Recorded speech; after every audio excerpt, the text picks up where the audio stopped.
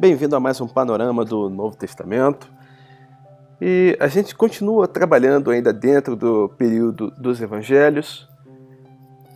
E estamos no dia 12, então a gente ainda tem mais 2 domingos trabalhando os Evangelhos para finalmente depois avançarmos dentro dos demais livros da cronologia bíblica. Bem, dentro dos Evangelhos a gente ainda está explorando a cronologia dos fatos. Dentro deles, o ministério na região da Galileia, e vamos passar a abordar os sinais do Messias. Então, na tradição judaica, existiam alguns sinais que o Messias deveria realizar para que o povo pudesse acreditar que realmente ele é o Messias, aquele que foi enviado por Deus, aquele que o povo deveria aguardar. É interessante notar que esses sinais não estão expressos na Bíblia, mas por tradição oral, por tradição das autoridades judaicas, dos fariseus, dos saduceus, dos escribas, dos sacerdotes, se convencionava que aquele que se dissesse ser o Messias, além de cumprir tudo aquilo que a profecia diz a respeito do Messias, que já não é pouca coisa, descendente da tribo de Judá, vindo de Belém, vindo do Egito, de Nazaré, é muita coisa para se cumprir. Além de tudo isso, ele tinha que cumprir alguns requisitos, enquanto estivesse realmente demonstrando quem é. Então tinham 4 sinais que identificavam ele. O primeiro sinal é que o Messias tinha que ser capaz de curar um leproso. E a gente vai verificar isso, acontece no ministério de Cristo. Então, Mateus 8, do 2 ao 4, nós temos um caso narrado. Eis que um leproso, tendo se aproximado, adorou-o, dizendo: Senhor, se quiseres, podes purificar-me. E Jesus, estendendo a mão, tocou-lhe e dizendo: Quero, fica limpo. E imediatamente ele ficou limpo da sua lepra. Disse-lhe então Jesus: Olha, não digas a ninguém, mas vai mostrar-te ao sacerdote e fazer a oferta que Moisés ordenou, para servir de testemunho ao povo. Então, o Messias está deixando bem claro: você está curado. Agora, vai fazer aquilo que as Escrituras mandam. As Escrituras mandam que você compareça até o sacerdote e leve uma oferta. E o Messias fala para ele fazer isso. E ainda diz mais: para que isso venha a servir de testemunho ao povo. Por que de testemunho ao povo? Porque haviam sinais que o Messias tinha que realizar para que a nação identificasse em Jesus de Nazaré o cumprimento das profecias, inclusive da tradição oral passada pelos fariseus, pelos sacerdotes, pelos escribas. Então o Messias ele não só cumpre tudo aquilo que a Escritura diz acerca dele, como ele também consegue suprir a necessidade de que as autoridades religiosas tinham convencionado acerca do Messias.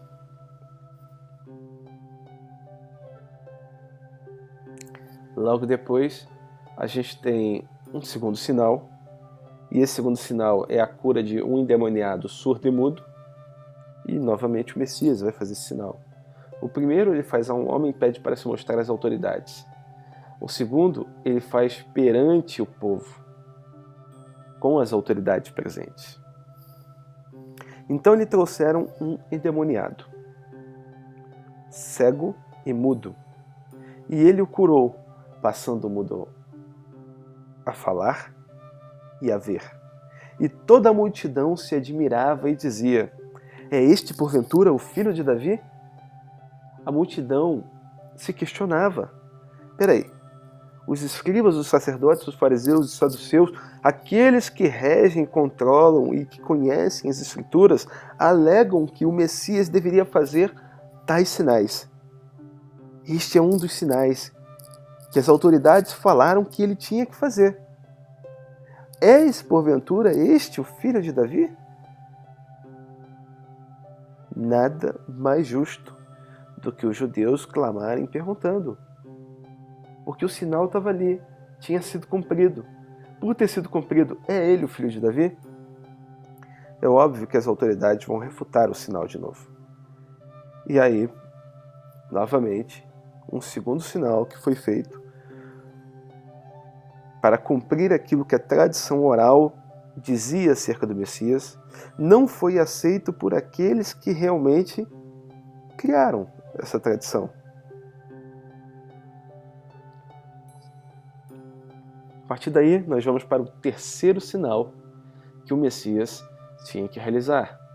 Ele tinha que curar um cego de nascimento, ou um cego de nascença.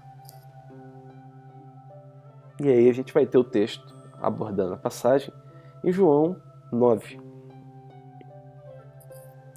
E caminhando Jesus, viu um homem cego de nascença. E os seus discípulos perguntaram: Mestre, quem pecou? Este ou seus pais, para que nascesse cego? Respondeu Jesus: Nem ele pecou, nem seus pais, mas foi para que se manifestem nele as obras de Deus. Dito isso, cuspiu na terra e, tendo feito lodo com a saliva, aplicou aos olhos do cego, dizendo-lhe: Vai, lava-te no tanque de Siloé, que quer dizer enviado, no tanque do enviado, daquele que foi enviado. Ele foi, lavou-se e voltou vendo. Perguntaram-lhe, pois, como te foram abertos os olhos? Respondeu ele: O homem chamado Jesus fez lodo, untou-me os olhos e disse-me: Vai ao tanque de Siloé, o tanque do enviado, e lava-te. Então fui, lavei-me e estou vendo. Disseram-lhe, pois, onde ele está? Respondeu: Não sei. Então o texto fica bem claro. Primeiro os discípulos perguntam: Mestre, esse homem é cego desde o nascimento. Será que é um pecado? É relacionado com um pecado que os pais cometeram? Ou será que é um pecado próprio dele? Por isso que Deus, onisciente, sabedor de todas as coisas, já lhe deixou e lhe imputou a cegueira, desde o princípio. E Jesus responde: Não, ele não pecou. Seus pais, tampouco. Isso somente ocorreu para que ele pudesse ser utilizado, para que toda a nação pudesse enxergar nele o cumprimento das obras de Deus. Então, ele veio assim para que se manifeste nele a obra de Deus, para que o povo veja o que eu hei de fazer e para que o povo creia naquele que me enviou. Esse é o motivo pelo qual ele é cego. E dito isto, pôs-se a trabalhar para que o cego pudesse ver. E ele termina vendo, quando termina enxergando. E as autoridades vão questionar isso. Então o que vai acontecer nessa passagem? Ora, levaram, pois, aos fariseus o que dantes era cego. Mas quem levou? O povo, aqueles que viram, aqueles que viram um homem cego voltando e enxergando. Estes homens levaram até as autoridades, levaram até aqueles que poderiam chegar e dizer: é um milagre messiânico, não é um milagre messiânico. Bem, era sábado, o dia em que Jesus fez o lodo e lhe abriu os olhos. Então, os fariseus, por sua vez, perguntaram como chegar a ver. Ao que lhes respondeu: aplicou lodo aos meus olhos. Lavei-me e estou vendo. Por isso alguns fariseus diziam: esse homem não é de Deus, porque não guarda o sábado. Se ele fosse de Deus, ele guardaria os preceitos que Moisés mandou que todos nós viéssemos a guardar. Esse homem é um homem pecador, é um homem que não é temente a Deus, é um homem que não segue os princípios que são régios para a nação. Esse homem não pode ser considerado nada. Parcela do povo acreditava assim. Parcela dos fariseus acreditavam assim. Mas existia uma outra porção dos fariseus que começavam a dizer: como pode um homem pecador que não segue o sábado, que faz tudo aquilo que nós consideramos errado, como um homem pecador pode fazer tantos sinais que identificam aquele que haveria de vir? Como este homem pode ser pecador se ele cumpre dia após dia aquilo que nós aguardávamos acerca do Messias, acerca daquele a quem nós esperávamos? Como este homem pode ser pecador e fazer tamanhos sinais? E houve entre eles grande discussão, grande dissensão, grande contenda. E de novo, por um momento, eles viram que não chegavam a lugar nenhum. E eles resolveram voltar a pergunta ao cego: que dizes tu a respeito dele, visto que te abriu os olhos? Que é profeta, respondeu ele. Mas as autoridades continuavam insatisfeitas com o questionamento. Eles simplesmente não acreditavam. E aí, eles vão recorrer aos pais. Não acreditaram os judeus que ele fora cego e que agora via, enquanto não lhe chamaram os pais e os interrogaram: é este o vosso filho, de quem dizeis que nasceu cego? Como, pois, vê agora? Então os pais responderam: sabemos que este é o nosso filho e que nasceu cego, mas não sabemos como vê agora, ou quem lhe abriu os olhos. Também não sabemos. Perguntai a ele: idade tem? Falará de si mesmo.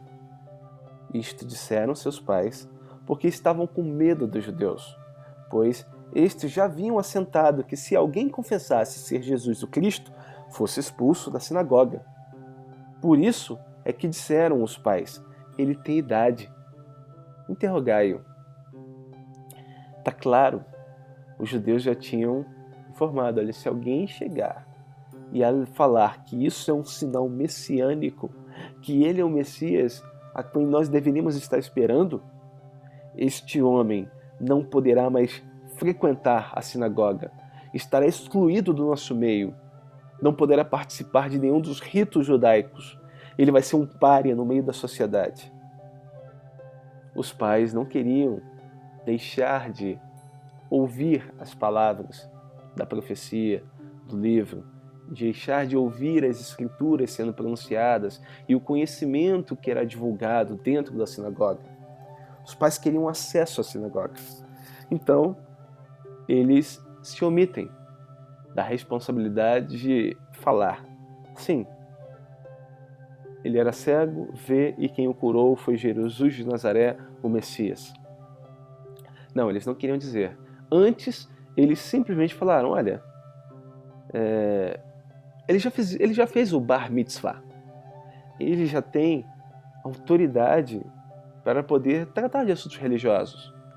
Vocês podem questioná-lo a respeito do que aconteceu, porque a idade ele tem. Ele já passou pelos ritos judaicos. Ele já é considerado um adulto na vida religiosa. Então ele pode responder por suas ações. Perguntai a ele. Interrogai-o. Ele tem idade para isso, para ele te responder.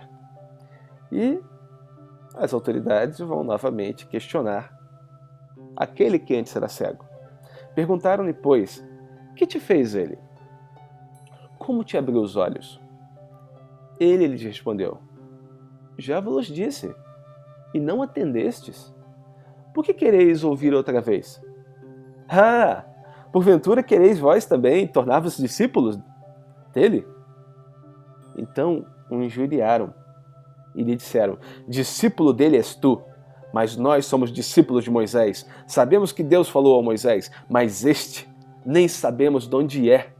Respondeu-lhes o homem: Nisto é de estranhar, que vós não sabeis de onde ele é.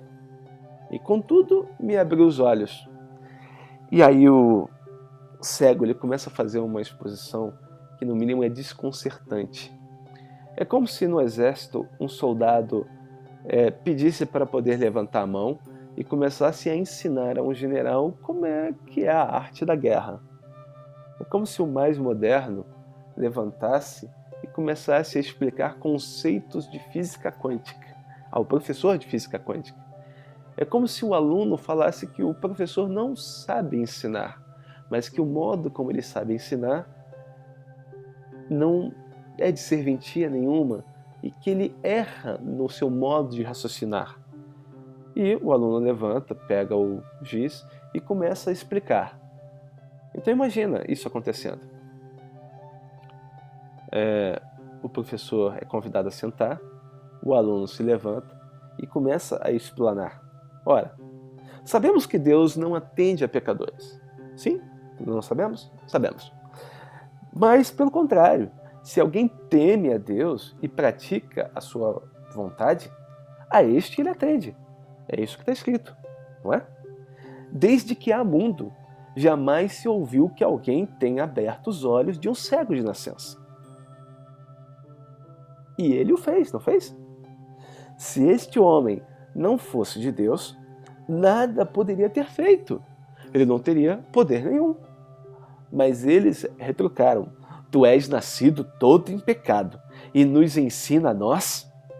E o expulsaram da sinagoga, porque ele indicou da forma mais clara e polida que se ele fazia sinais, gestos e maravilhas, era porque ele era aquele que haveria de vir, porque ninguém tem tamanho poder se não foi dado por Deus. Então ele responde de forma clara e as autoridades o expulsam por causa disso. Por fim, nós temos um quarto milagre que necessitava ser feito para concretizar todos os fatos: ressuscitar um morto de nascença. João 11. Mandaram, pois, as irmãs de Lázaro dizer a Jesus: Senhor, está enfermo aquele a quem amas. Ao receber a notícia, Jesus disse: Esta enfermidade não é para a morte, e sim para a glória de Deus, a fim de que o Filho de Deus seja por ela glorificado. Ora, ele está falando de forma bem clara o que vai acontecer. Ele está falando, olha, ele está enfermo, mas ele não vai morrer. Isso dá a ideia de que ele tem que estar confortando alguém, porque aparentemente o que a pessoa está vendo é que ele vai morrer. Então ele fala, muito embora o que os olhos de vocês estejam enxergando, ou que vão enxergar, eu já adianto. Essa enfermidade não é para a morte, e sim para a glória de Deus. Ou seja, ele fala novamente que ele vai utilizar o fato que vai ocorrer com Lázaro para que a glória de Deus seja manifesta ao povo de Israel, para que por intermédio daquele sinal o povo possa entender e compreender o que há de acontecer. Aqui já é a deixa. Ele fala que não é para a morte, então aparentemente ele vai morrer. E isso vai acontecer para a glória de Deus, exatamente como em relação ao cego. Mas quem pecou? Ele ou seus pais? Nem ele nem seus pais. Mas isso aconteceu para que a glória de Deus fosse manifesta. Novamente o Messias chega e fala: ele não vai morrer. Isso vai acontecer somente para que a glória de Deus se manifeste, a fim de que o Filho de Deus seja por ele glorificado. Então, tem que acontecer uma situação que vai levar Lázaro aparentemente à morte, ou pelo menos a um tipo de morte que os judeus consideram realmente morto. E o judeu considerava que a pessoa realmente morria no quarto dia, quando aí sim a alma se desprendia do corpo. Até aquele momento, a pessoa poderia estar em coma, e a pessoa poderia acordar em qualquer momento desse coma. Mas passado 4 dias, segundo a tradição judaica, uma pessoa realmente estava morta. Bem, então vamos continuar. Quando, pois, soube que Lázaro estava doente, ainda se demorou 2 dias no local onde estava.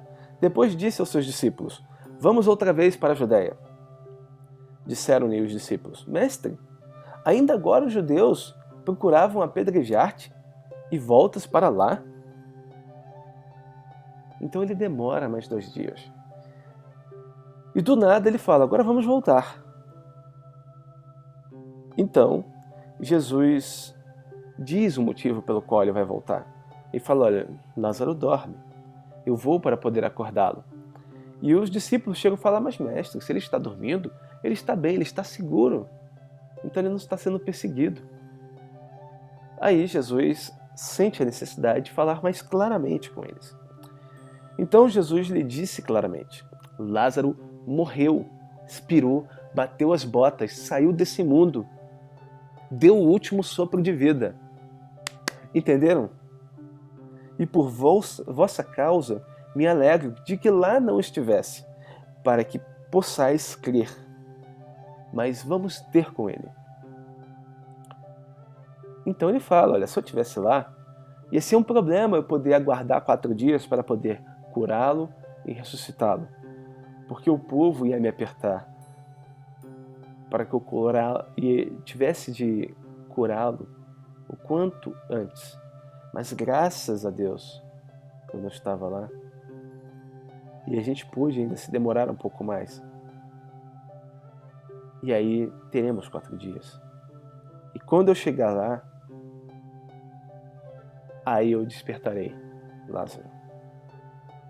E aí a gente vai ver que Jesus vai partir novamente para a região da Judéia. E chegando Jesus, encontrou Lázaro já sepultado havia 4 dias. Então não é que ele estivesse morto há 4 dias. Ele já estava no sepultamento por 4 dias. Então morto ele poderia estar até um pouco mais. Mas de fato sepultado, sem que ninguém pudesse abrir o local onde ele foi posto, já havia 4 dias. E isso é dado como líquido e certo. Até porque quando ele pede para retirar a pedra, ele ouve, mas ele já tem 4 dias sepultado. Ele já cheira mal. Mas Jesus vai mandar: tira a pedra. E tiraram a pedra. E Jesus, levantando os olhos para o céu, disse: Pai, graças te dou porque me ouviste. Bem, qual é a necessidade que Jesus tem de chegar e se reportar ao Pai perante o povo? Nenhuma. Jesus tem que se reportar ao Pai falando para que um milagre viesse a acontecer? Não. Ele simplesmente poderia ordenar e as pessoas seriam curadas. Aliás, as pessoas poderiam simplesmente tocar nas suas vestes, verdadeiramente acreditando que elas seriam curadas da enfermidade que elas tinham. E virtude e poder iria sair do Messias para curar o doente. Mas ele faz isso por algum motivo. Aliás, eu sabia que sempre me ouves, mas assim falei por causa da multidão presente, para que creiam que tu me enviaste. Então quem está falando isso não é alguém que está com voz temerária de ter pessoas observando aquilo que ele vai fazer. Ele chama a atenção. Ele não fala com a voz de um homem assustado. Ele não fala a voz de um homem temeroso. Ele não fala como aquele que não tem certeza se as coisas vão realmente se cumprir. Ele fala como falava dentro da sinagoga, como um homem que tem autoridade, que verdadeiramente tem autoridade, que fala diferente dos escribas e dos fariseus. Pai, graças te dou, porque me ouvistes. Aliás, eu sabia que sempre me ouves, mas assim falei, por causa desta multidão presente, para que creiam que tu me enviastes. E tendo dito isto, clamou em alta voz: Lázaro, vem para fora. Saiu aquele que estivera morto, tendo os pés e as mãos ligados com ataduras, e o rosto envolto num lenço. Então lhes ordenou Jesus: desatai-o e deixai-o ir. E aí a gente tem a consequência, a reação do povo. Muitos, pois, dentre os judeus que tinham vindo visitar Maria, vendo o que fizera Jesus, creram nele. Ele é o Messias. Ele é o Filho de Deus. Ele é quem esperamos. Ele é aquele que fez todos os sinais que eram necessários. Ele é o Filho de Davi. Outros, porém, foram ter com os fariseus e lhes contaram dos feitos que Jesus realizara. E aí a gente tem a reação das autoridades judaicas. Então os principais sacerdotes e fariseus, sabendo daquilo que tinha acabado de acontecer, convocaram o Sinédrio e disseram: que estamos fazendo? Uma vez que este homem opera muitos sinais, prodígios, maravilhas, tudo aquilo que se espera acerca do Messias, este homem faz. Se o deixarmos assim, todos crerão nele. E depois virão os romanos e tomarão não só o nosso lugar, mas a própria nação. A preocupação inicial deles era com o lugar de autoridade que eles possuíam. Porque o sacerdócio, ou o sacerdote, ou o sumo sacerdote, ele é a autoridade perante os judeus. Mas é uma autoridade comissionada pelos romanos naquela época. Então não era o descendente real e o mais qualificado, vindo da tribo de Levi, da família de Arão. Era aquele que os judeus, aliás, aquele a quem os romanos quisessem colocar no poder. E eles colocavam no poder aqueles que davam menos problemas para ele. Então, se eu tenho um sumo sacerdote incapaz de controlar o seu povo, eu posso destituí-lo da função. Se o deixarmos assim, todos crerão nele. Depois virão os romanos e tomarão não só o nosso lugar, mas a própria nação. Então a preocupação inicial deles não é com a nação, é com a posição de autoridade. E por fim, talvez até vendo o peso das palavras e podendo camuflar um pouco qual é a real intenção do coração, ele complementa: não, mas eles podem tirar a própria nação. E assim termina os sinais que manifestavam para as autoridades que Jesus era o Messias prometido, o Filho do Deus vivo, o leão da tribo de Judá, a raiz de Davi. E aí a gente vai passar a trabalhar a cronologia dos fatos, o ministério na Galileia, mas as parábolas do reino. Isso vai ficar para a próxima exposição.